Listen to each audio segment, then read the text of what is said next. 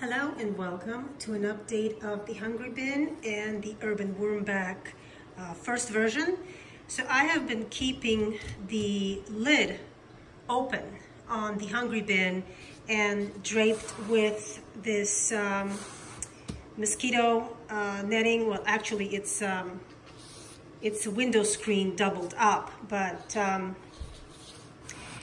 we've been having a lot of rain and these guys were just constantly crawling, and I didn't feel comfortable just keeping them with a closed lid, so I left the lid open, and you can see that it dried out and no climbers. So at least until we stop having these downpours. But the material is plenty moist, I can tell you right now.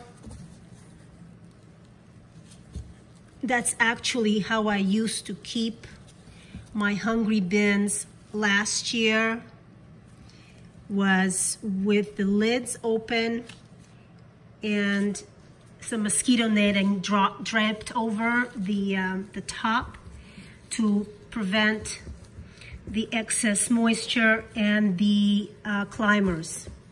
And that worked fine.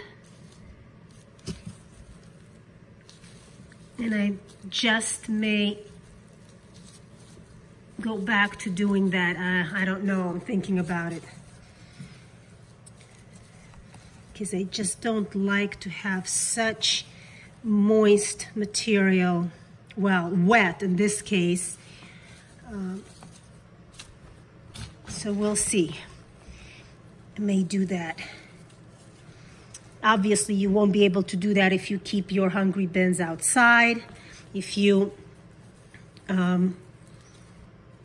have animals that can easily get into your bins, you will definitely have to keep them closed. But since mine is in the basement, I don't have that issue. And what do we have here? Banana. Yeah. They love their banana, as long as it's moist. So we'll feed these guys up. The only problem with leaving the lid off is that some of the food matter also starts to dry. Like, for example, you see the banana skins, if they're not in a moist environment, or these edamame shells, they will dry out as well. So, yeah, what are you gonna do? Let me give them their feeding.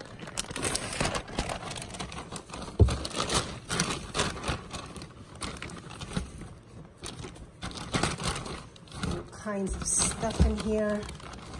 We got a bunch of mushrooms that went bad. I know the worms like mushrooms.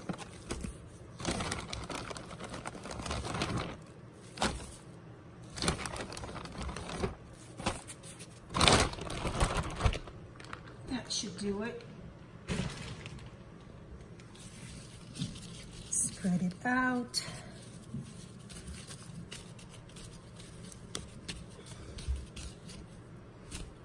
And I've got some eggshell here.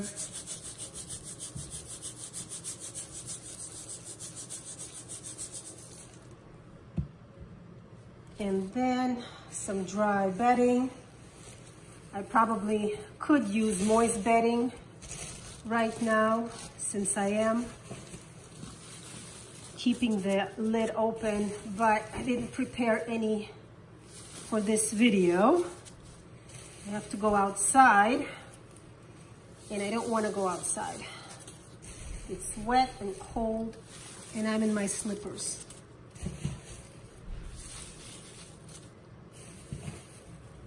But as soon as the rain stops, I'll close the lid, and I'm sure it'll be perfectly okay until then.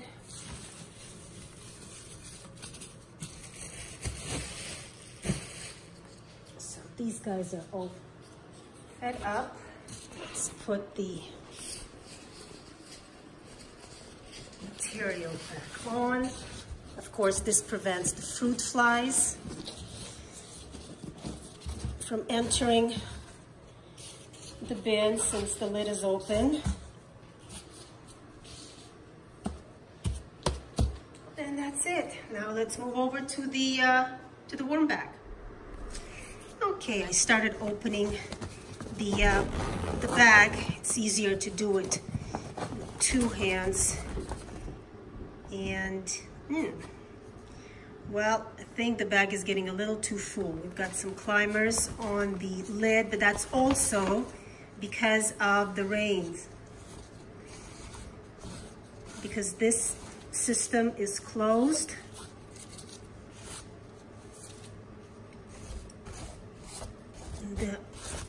The worms are climbing. Now these guys, if you're not surprised, are the blue worms. And yes, they're the ones that you will probably find climbing. If you got climbers, they're the ones. I'm looking at all the ones here that were climbing, and they are all blue worms. So, what am I not surprised? See? There he goes, there he goes, there he goes. Yeah.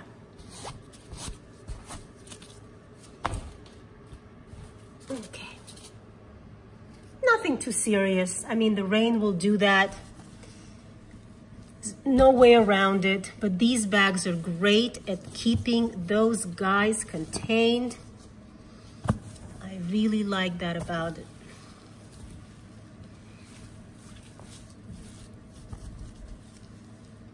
The material is really worked over, and I'm finding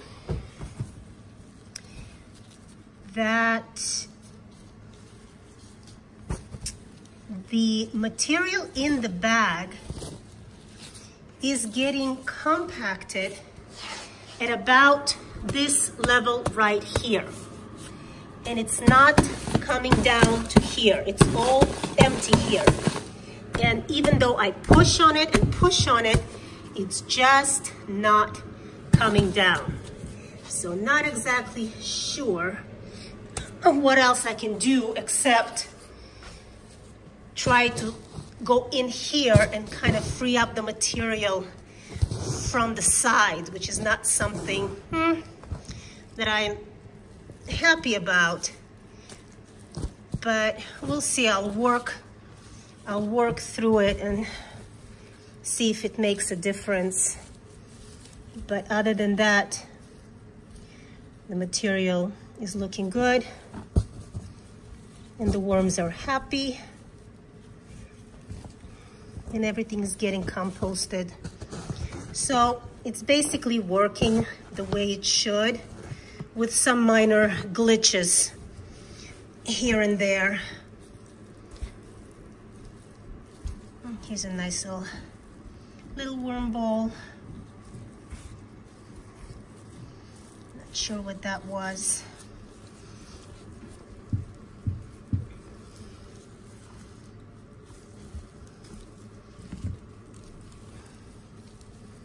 Yeah.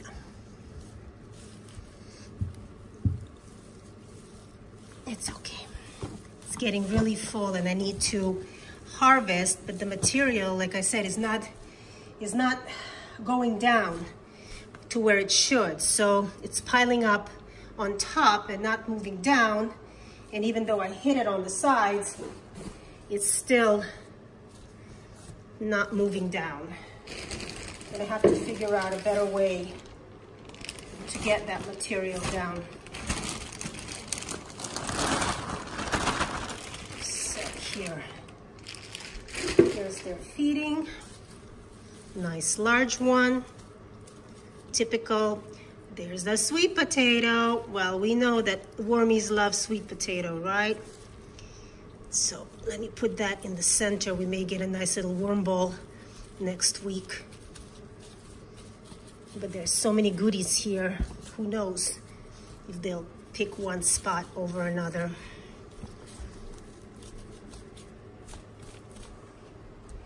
And again, grit and pH level. You want to make sure